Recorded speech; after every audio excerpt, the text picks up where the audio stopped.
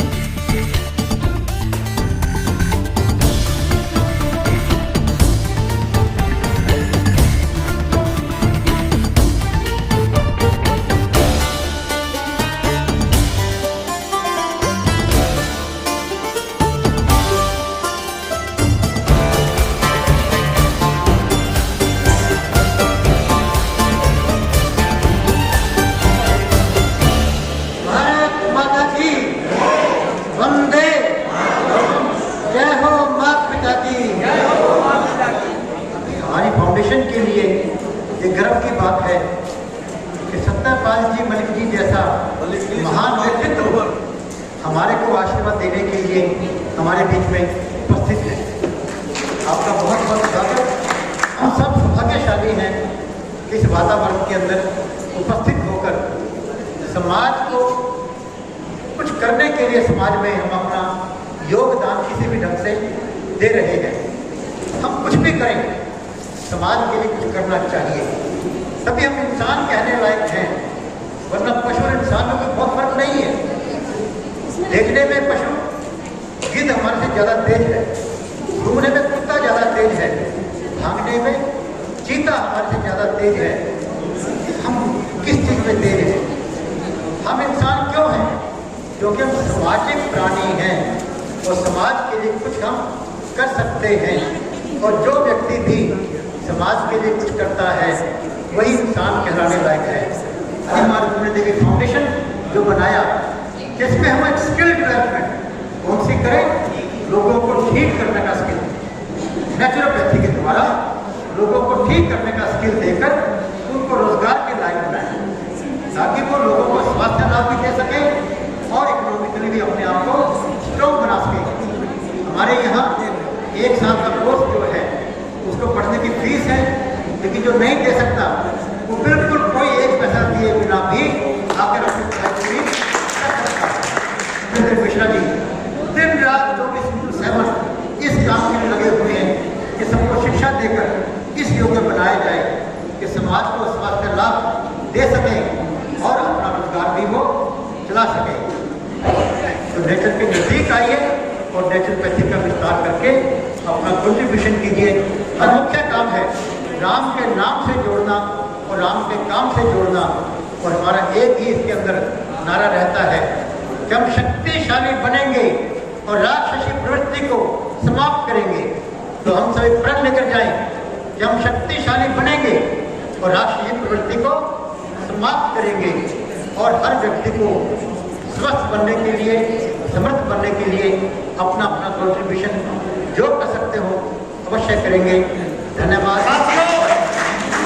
स्वास्थ्य की समस्या आज हिंदुस्तान के अंदर कितनी गंभीर है, आप इसको केवल और केवल इस बात से समझ सकते हैं कि आपके सामने वो अपना उद्बोधन देता हुआ डॉक्टर कुलदीप मलिक आज हिंदुस्तान के अलग अलग कोनों में जाकर स्वास्थ्य और पर्यावरण के ऊपर अपना उद्बोधन देता है। आज देश में लगभग 80% युवा अस्वस्थ है और इस सभागार के अंदर भी जितने भाई एवं बहन बैठे, डंके की चोट पर डॉक्टर कुलदीप मलिक इस बात को कह रहा कि आप में से भी केवल और केवल 10-20% भाई बहन ऐसे होंगे जो स्वस्थ होंगे, अदरवाइज हम सारे के सारे अस्वस्थ बैठे यहाँ पे। स्वस्थ का मतलब केवल शारीरिक रूप से स्वस्थ नहीं, आप जब हम स्वस्थता की बात करते हैं तो हम शारीरिक, मानसिक और आध्यात्मिक स्वस्थता की बात करते हैं। जिस देश में 80% युवा अस्वस्थ हो गए हो, जिस देश में हर बीमारी के सबसे ज्यादा बीमार रोगी जिस देश में हो, उस देश में अगर उस देश को कोई स्वस्थ बनाने की बात कर रहा और वो भी अपनी पद्धति से, यानी कि नेचुरोपैथी से अगर कोई स्वस्थ बनाने की बात कर रहा तो भाई डॉक्टर कुलदीप मलिक ऐसे शख्स को, ऐसी टीम को बार बार वंदन करता है, अभिनंदन करता है कि जब हम स्वच्छता की बात करते हैं तो कहीं न कहीं हमें देश के पर्यावरण की भी बात करनी पड़ेगी, क्योंकि हमारे शरीर के अंदर अगर सबसे इंपॉर्टेंट है तो वो है हवा जो हम शरीर के अंदर लेते हैं, इसके बाद है पानी और इसके बाद है दूसरे खाद्य पदार्थ। लेकिन दुर्भाग्य आज हमारा जिस देश के हम निवासी है उस देश की हवा सांस लेने लायक नहीं बची, इस देश का पानी पीने लायक नहीं बचा और इस देश का खाद्यान्न भी खाने लायक नहीं बचा। हमें कहीं न कहीं इस डायरेक्शन के ऊपर भी काम करना पड़ेगा। श्री देवालय संघ और दादी माँ रुक्मिणी देवी फाउंडेशन, उनका मैं अभिनंदन करता हूँ। और जिन बच्चों को जिस प्रकार से वो प्राकृतिक चिकित्सा सिखा रहे हैं, बच्चों को जो न केवल अपने पैरों पर खड़े करना सिखा रहे हैं, बल्कि समाज के अंदर जो ज़्यादातर बीमारियां जो होती है शरीर के अंदर, मन के अंदर, या मानसिक बीमारी जिसको हम कहते हैं, ये बच्चे बहुत अच्छी कारगर उसमें सिद्ध हो सकते हैं। वो खुद भी स्वस्थ रहेंगे और समाज के अंदर स्वास्थ्य को जो है और आगे उसका बढ़ाएंगे। सर मैं इस काम के लिए बहुत बहुत उनको मैं बधाई देता हूँ, शुभकामनाएं देता हूँ। सर पहले बच्चे खेल कूद किया करते थे, लेकिन आज के बच्चे मोबाइल पे ज्यादा समय देते हैं, इस पर क्या कहेंगे आप? देखिए, ये बात बिल्कुल आपकी सही है कि मोबाइल का ज्यादा प्रयोग करने से बच्चों के अंदर आजकल उनके मस्तिष्क के अंदर भी कमी आने लगी है, मेमोरी लॉस होने लगा है, कंसंट्रेशन एकाग्रता कम होने लगी है। ये माँ बाप का ध्यान रखने की जरूरत है कि छोटे बच्चों को मोबाइल न दें या कम से कम दें, ताकि बच्चे जो है उसका सही सदुपयोग करना सीखें। दादी माँ रुक्मणी देवी नेचुरोपैथी संस्थान के तत्वाधान में इस प्रोग्राम में हम डॉक्टर सत्यपाल जी का हार्दिक अभिनंदन करते हैं और इनकी विद्वत्ता से आज जो यहाँ सबने सीखा उसका भी आभार व्यक्त करते हैं। आगे ही इस तरह से कार्यक्रम चलते रहें। इस तरह के व्यक्तित्व का समाज को जितना फायदा लेना चाहिए उतना लेना चाहिए। ऐसे बिरले लोग मिलते हैं समाज में और भारत के महान विद्वानों में से एक हैं। आज हमारा सौभाग्य है कि वो हमारे बीच आए और हमें आशीर्वाद दिया। और इसके साथ साथ में डॉक्टर वेद प्रकाश जी का भी इस उम्र में कि वो दोनों लगे हुए हैं। विचारों का जो प्रदूषण है उसको अच्छे संस्कार ही ठीक कर सकते हैं। अच्छे संस्कार जो है अच्छे उपदेशकों से आते हैं। अच्छे जो हमारे जो शास्त्र है, हमारे वेद हैं, उपनिषद, उनके अध्ययन उनके अभ्यास से आएंगे। आज जरूरत इस बात की है कि हमारे जो बच्चे हैं वो हमारे शास्त्र पढ़े, अच्छे उपदेशक बने। जब उपदेश अच्छे संस्कार देने की जरूरत है और अच्छी पुस्तकों का अभ्यास और उनका जो स्वाध्याय करने की जरूरत है। हमने पहले बताया कि श्री दिवालय संघ और दादी माँ रुक्मिणी देवी फाउंडेशन के द्वारा हम बिल्कुल कमजोर से कमजोर बच्चों को भी सशक्त बनाना चाहते हैं। देखिए, समाज के अंदर राक्षसी प्रवृत्ति हावी हो रही है जी, और वो मन के अंदर भी और समाज के अंदर बाहर भी। उसका एक ही इलाज है कि शक्तिशाली बनना होगा और राक्षसी प्रवृत्ति को समाप्त करना होगा। और शक्तिशाली बनने के लिए संस्कार और संस्कृति यही दो माध्यम है। और श्री दिवालय संघ संस्कार और संस्कृति से जोड़ रहा है आपको। और दादी माँ रुक्मिणी देवी फाउंडेशन पहला सुख निरोगी काया, दूसरा सुख घर में माया, इस उद्देश्य को लेकर चल रहा है। तो आओ सब मिलकर हम इन संस्थानों से जुड़े और समाज को सशक्त बनाएं, ताकि अपने मन के अंदर की भी राक्षसी प्रवृत्ति और समाज की राक्षसी प्रवृत्ति को भी हम समाप्त कर पाए। आप इस मिशन को आगे बढ़ाएं, क्योंकि विज्ञान ने समाज को आराम के लिए बहुत कुछ दिया है, समाज के कल्याण के लिए कुछ नहीं किया। धर्म से जोड़े कि समाज का कल्याण तो धर्म से ही निहित है। धर्म क्या है? समाज के मानवता के कल्याण के लिए बनाए गए नियम की धर्म है। आओ सब मिलकर इस मिशन को आगे बढ़ाएं। सर, आज जो दीक्षांत समारोह का जो आयोजन किया गया, किन किन लोगों को ये सम्मान प्रदान की गई? जिन बच्चों ने, हमारे 18 बच्चों ने इसको जो है पिछले साल पढ़ाई पूरी की है अपनी जी, और इसके अंदर वो अपना स्वास्थ्य लाभ देने के लायक बन गए हैं, उन सबको सर्टिफिकेट दिए गए हैं। हमने उद्बोधन में या जो कार्य में वेद गुप्ता जी इस फाउंडेशन के द्वारा कर रहे हैं, वो मेजर कार्य है कि आज जो समाज है वो संस्कार वहीन होता जा रहा है, जिसके चलते आप देख रहे हो कि बच्चों में उनको शिक्षा देने के लिए पहली सब शिक्षा माता पिता तो दे रहे हैं, और जब वो स्कूल पहुंचते हैं तो उनको पता नहीं है कि उन्होंने जीवन की शुरुआत कैसे करनी है। आज मंदिरों में बच्चे जाना पसंद नहीं करते, क्योंकि संस्कार हमारे जो है, एजुकेशन हमारी जो है, संस्कृति जो है, सनातन जो है, वो इतना विशाल था, इतना विराट था कि उसकी जड़ें चाह के भी इतने हजार सालों में भी इतने आक्रमणकारी आए, यहाँ पर सब ने अपने राज किए आके, पर हमारे संस्कारों को नष्ट नहीं कर सके। इसीलिए हमारी एजुकेशन सिस्टम पर प्रहार किया गया। नालंदा जैसे विश्वविद्यालय जो दुनिया भर जहाँ पर सीखने आती थी, आज वो सारे विद्यालय खत्म किए गए, लोग विदेशों में पढ़ने जा रहे हैं, ताकि वहां की इस एजुकेशन भारतवर्ष की है। हम अपने संस्कार, हमारी संस्कृति, इसको पहचान लें, सनातन को जिंदा कर लें। जिस कार्य में ये फाउंडेशन गुप्ता जी के द्वारा जुड़ी हुई है, तो इस संसार को, ये है भारतवर्ष, जो से कहते ना, ये भारतवर्ष विश्व गुरु है, ये विश्व गुरु था, ये विश्व गुरु है। वसुधैव कुटुंबकम की हम बात करते हैं, बट वो क्यों? क्योंकि सनातन हमारा इतना विशाल है। सनातन जो वो अक्षय वट है जो संसार से पहले भी था, संसार के बाद में भी रहेगा। कोई धर्म, कोई चीज आती रहे, सनातन विशाल है। हिंदुइज्म धर्म नहीं है, वे ऑफ लाइफ है, बट सनातन जो है वो अपना सनातन है, जो सब लोग उसी परंपरा से निकले हैं।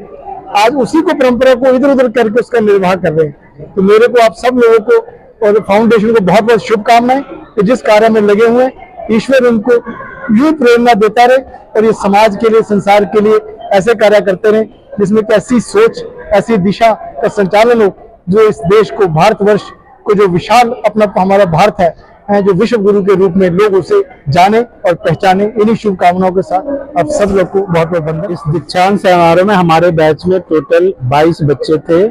22 बच्चों को सम्मानित किया गया है, उनका उत्साह वर्धन किया गया है और सम्मानित करने के लिए मंत्री साहब, डीन साहब, चांसलर साहब सभी यहाँ मौजूद थे, जिससे बच्चों का जो है उत्साह वर्धन होता है। इसलिए इस तरह के प्रोग्राम का आयोजन किया जाता है। जी, नेचुरोपैथी में आहार, व्यवहार, विचार और संस्कार की क्या जरूरत है? वास्तविकता ये है कि नेचुरोपैथी अपने आप में एक संस्कृति है।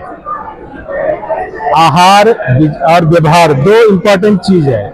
इसका कारण क्या है कि जो हमारा आहार है वो ये तय करता है कि हमारे शरीर में एंजाइम कैसा बनेगा, और हमारा जो विचार है वो तय करता है कि हमारा हार्मोन कैसा बनेगा।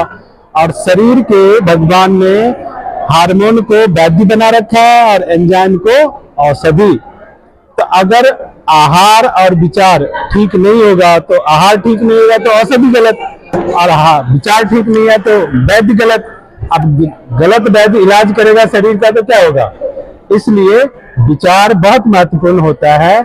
विचार से हार्मोन्स बनते हैं और हार्मोन्स हमारे शरीर का वैद्य होता है। हमारे शरीर को किसी वैद्य की जरूरत नहीं, हमारे शरीर में स्वतः वैद्य है जिसका नाम है हार्मोन्स, जो हमारे भावनाओं को कंट्रोल करता है, नियंत्रित करता है। हमारे विचार नियंत्रित होते हैं तो हमारे व्यवहार नियंत्रित हो जाते हैं, और हमारे व्यवहार नियंत्रित हो जाते हैं तो हम सज्जन पुरुष बन जाते हैं। आज का कार्यक्रम सफल रहा, किसका धन्यवाद करना चाहिए? देखिए, ये कार्यक्रम सफल रहने के लिए सर्वप्रथम दादी माँ रुक्मिणी देवी फाउंडेशन के चेयरमैन डॉक्टर वेद प्रकाश गुप्ता जी, पूरी दादी माँ रुक्मिणी देवी फाउंडेशन की टीम और सभा में आए सभी व्यक्ति हमारे लिए उतने ही इम्पोर्टेंट है जैसे मैं खुद हूँ। तो सभी के सहयोग से ही ऐसा आयोजन सफल संभव हो पाता है, इसलिए सभी का धन्यवाद है। RG टुडे दिल्ली न्यूज, जो दिखाती है आपके क्षेत्र से संसद तक की खबरें। सच्ची खबरें देखने के लिए सब्सक्राइब करें।